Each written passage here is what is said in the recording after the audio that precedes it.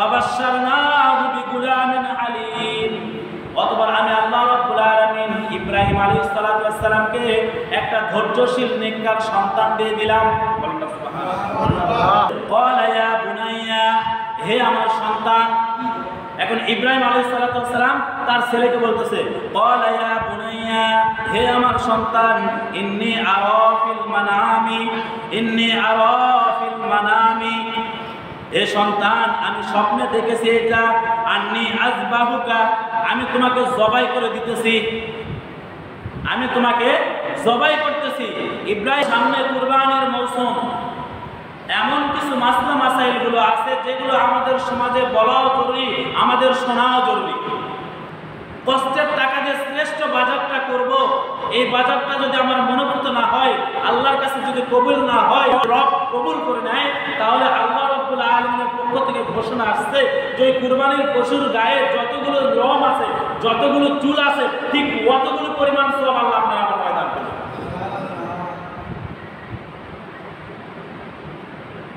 প্রত্যেকটা আমলের দুইটা জিনিস আমাদের জানা জরুরি। কয়টা জিনিস? দুইটা জিনিস। আপনি যে কোনো আমল করেন না কেন, প্রত্যেকটা আমলের জন্য দুইটা জিনিস জানা আবশ্যকীয়, জরুরি, প্রয়োজন। এক নাম্বার হলো ফাজাইল, আর এক নাম্বার হলো মাসাইল। আমি নামাজ পড়ব, নামাজের ফজিলত কি, এটা আমার জন্য জানা জরুরি। নামাজ পড়লে কি ফায়দা, নামাজ পড়লে আল্লাহ কি দিবেন, এটা আমার জানা জরুরি। দুই নাম্বার হচ্ছে মাসাইল। মাসাইলকে আমি নামাজ কেমনে করব, রুকু কেমনে করব, সিজদা কেমনে করব, রুকুতে যাই কি বলবো, সিজদাকে গিয়ে কি বলবো, আমি ওযু করার সময় কোন দোয়া করে ওযু করব, আমি ওযু করার সময় কোন হাতটা আগে দেব, আগে কুলি করব না আগে নাকে পানি দিব, এই মাসলাগুলো আমার জানা জরুরি। তাহলে কি হবে, যখন এই দুইটা জিনিস আমার জানা থাকবে, আমলের ফজিলতও জানা আছে, আবার আমলের মাসাইলও আমার জানা আছে, তাহলে ওই আমলের ভিতর 100 আল্লাহ রহমত বরকত দান করবে এবং ওই আমলের ফায়দা, ওই আমল থেকে আমি নিজেও উপকৃত হতে পারবো। ইব্রাহিম আলাইহিস সালাতু ওয়াস সালামের কোনো সন্তান নাই। সন্তান না থাকার কারণে ইব্রাহিম আলাইহিস সালাতু ওয়াস সালাম অনেক আফসোস করে, দিলের ভিতর অনেক আক্ষেপ নিয়ে 86-84 বছর বয়সে, 86 বছর কিংবা 84 বছর বয়স, এই বয়সে ইব্রাহিম আলাইহিস সালাতু ওয়াস সালাম আল্লাহ পাকের কাছে বলছেন, কি বলতেছেন দেখেন, সূরা সাফফাত আয়াত নং 99। সূরা সাফফাত আল্লাহ রাব্বুল আলামিন বলতেছেন, দেখেন কি বলতেছেন দেখেন, রব্বি হাবলি মিনাস সালিহিন। পয়গম্বর ইব্রাহিম আলাইহিস সালাতু ওয়াস সালাম 86 বছর বয়সে আল্লাহ রাব্বুল আলামিনকে ডাকতে বলতেছে, ইয়া রাব্বুল আলামিন রব্বি হাবলি মিনাস সালিহিন, হে আল্লাহ আমাকে একটা নেককার সন্তান দান করে দেন। বলেন সুবহানাল্লাহ। হে আল্লাহ আপনি আমাকে নেককার সন্তান দান করেন।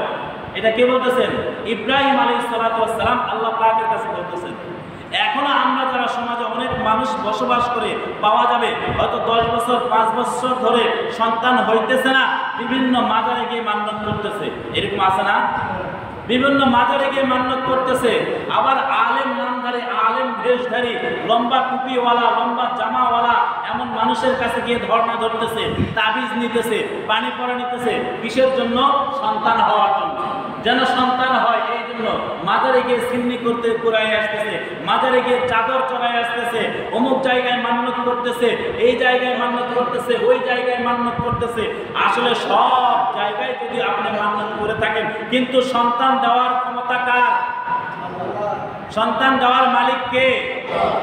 পয়গম্বর ইব্রাহিম আলাইহিস সালাতু ওয়াস সালাম উম্মতি মুহাম্মাদীকে এটা শিক্ষা দিয়ে গেলেন, এটা জানিয়ে দিয়ে গেলেন যে সন্তান দেওয়ার মালিক দুনিয়ার কোনো বস্তু না, দুনিয়ার কোনো চিজ আসবাব না, দুনিয়ার কোনো মাখলুক না, দুনিয়ার কোনো মাজার না। সন্তান দেওয়ার মালিক আল্লাহ রাব্বুল আলামিন। সন্তান আল্লাহ রাব্বুল আলামিন দিবেন, দুনিয়ার কোনো মানুষ দিতে পারবে না। এইটাই বলতেছে ইব্রাহিম আলাইহিস সালাতু ওয়াস সালাম আল্লাহর কাছে চাইতেছে, রব্বি হাবলি মিনাস সালিহিন, হে রব আপনি আমাকে নেককার একটা সন্তান দান করেন, ধৈর্যশীল নেককার একটা সন্তান দান করেন। রব্বি হাবলি মিনাস সালিহিন, ধৈর্যশীল নেককার। সালিহিন মানে কি? ধৈর্যশীল। ধৈর্যশীল নেককার একটা সন্তান আমাকে দান করেন। এরপর আল্লাহ কি বলতেছেন দেখেন, ফাবাশশারনাহু বিগুলামিন আলীম, ইব্রাহিম আলাইহিস সালাতু ওয়াস সালামকে একটা ধৈর্যশীল নেককার সন্তান দিয়ে দিলাম।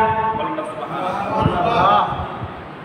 আমার কাছে যখন ইব্রাহিম চাইলো ফাবাশশারনা, তাকে আমি সুসংবাদ দান করলাম বিগুলামিন হালিম, ধৈর্যশীল একটা সন্তানের ব্যাপারে। বলেন সুবহানাল্লাহ। আমি তাকে একটা ধৈর্যশীল সন্তান দিয়ে দিলাম।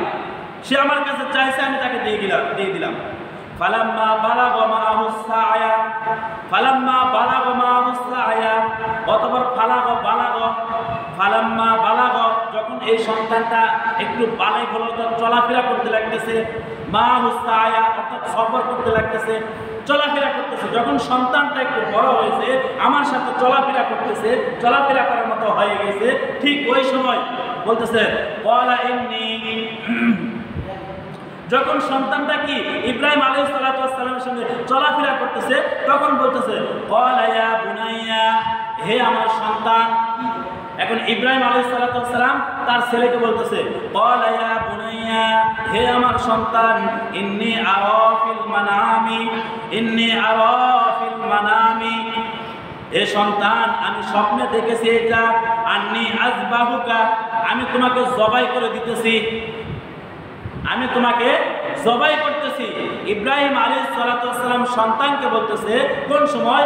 সন্তান কোরআনের ভাষ্য, কোরআনের আয়াতের হুবহু তর্জমা এটা, যে সন্তান যখন ইব্রাহিম আলাইহিস সালাতু ওয়াস সালামের সঙ্গে একটু চলাফেরা করতেছে, একটু হাঁটা চলা করতেছে, মোটামুটি বড় হয়েছে, বালেগ হওয়া ভাব, বাবার সঙ্গে সন্তান চলাফেরা করা শিখেছে, এই সময় সন্তানকে ইব্রাহিম আলাইহিস সালাতু ওয়াস সালাম বলতেছে, সন্তান, আমি তো স্বপ্নে দেখেছি আমি তোমাকে জবাই করতেছি, আমি তোমাকে জবাই করতেছি, জবাই করে দিতেছি। এরপর দেখেন সন্তানের ভাষা দেখেন, ফাংজুর মা তারা, ফাংজুর মা যা তারা, ফাংজুর মা যা তারা, এর ব্যাপারে তোমার অভিমত কি? এর ব্যাপারে তুমি কি বলতেছ? তোমাকে যে আমি জবাই করে দিতেছি, এটা আমি স্বপ্নে দেখলাম, এর ব্যাপারে তোমার রায় কি? তুমি কি বলতেছ? সন্তান বলতেছে, দেখেন, ক্বালা ইয়া আবাতি ফাআল, ক্বালা ইয়া আবাতি ফাআল, হে আমার পিতা, মা তুমারু, আপনাকে যে আদেশ করা হয়েছে ওইটা আপনি পালন করুন। বলেন না সুবহানাল্লাহ। মা তুমারু, আপনাকে যেটা আদেশ করা হয়েছে ওইটা আপনি পালন করুন। এরপর কি বলতেছে? সাতাজিদুনি ইনশাআল্লাহু মিনাস সাবিরিন। বলেন না সুবহানাল্লাহ। হে বাবা, আপনাকে যেটা আদেশ করা হয়েছে এটা আপনি পালন করুন। এরপর বলতেছে কি? সাতাজিদুনি ইনশাআল্লাহু মিনাস সাবিরিন, নিশ্চয় বাবা আপনি আমাকে ধৈর্যশীলদের মাঝখান থেকে বাছাই নেবেন, ধৈর্যশীলদের মাঝখান থেকে আমাকে বাছাই করে নিতে পারবেন। বলুন সুবহানাল্লাহ। আমাকে আপনি ধৈর্যশীলদের মধ্যে থেকে একজন পাইবেন, আপনি আমাকে জবাই করে দেন, কোনো সমস্যা নাই। আপনার স্বপ্ন আপনি কি করেন? পূরণ করেন। আপনি আপনার স্বপ্ন পূরণ করে দেন, আমাকে জবাই করে দেন, আমার কোনো সমস্যা নেই, এ ব্যাপারে আমার কোনো অভিমত নেই। ফালাম্মা আসলামা ওয়া তাল্লাহু লিল জাবিল, ফালাম্মা আসলামা ওয়া তাল্লাহু লিল জাবিল, ফালাম্মা আসলামা, অতঃপর উভয়ে যখন আত্মসমর্পণ করলো। ইসলাম শব্দের অর্থ কি? ইসলাম শব্দের অর্থ কি বলেন না? ইসলাম শব্দের অর্থ আত্মসমর্পণ করা। কি করা? আত্মসমর্পণ করা। ইসলাম শব্দের অর্থ হচ্ছে আত্মসমর্পণ করা। বিস্তারিতভাবে বলতে গেলে এটা বলা যায় যে ইসলাম শব্দের অর্থ হচ্ছে শান্তির জন্য আত্মসমর্পণ করা। এখানে কি বলতেছে দেখেন, ফালাম্মা আসলামা ওয়া তাল্লাহু লিল জাবিল, অতঃপর তারা যখন উভয়ে আত্মসমর্পণ করলো, একে অপরের কথা বলা শেষ হয়ে গেল, ওয়া তাল্লাহু লিল জাবিল, অতঃপর সন্তানকে কাঁধ করে শোয়াই দিল। কি করছে? সন্তানকে কাঁধ করে শোয়াই দিয়েছে, এখন জবাই করাই দিবে। এটা কোরআনের ভাষা।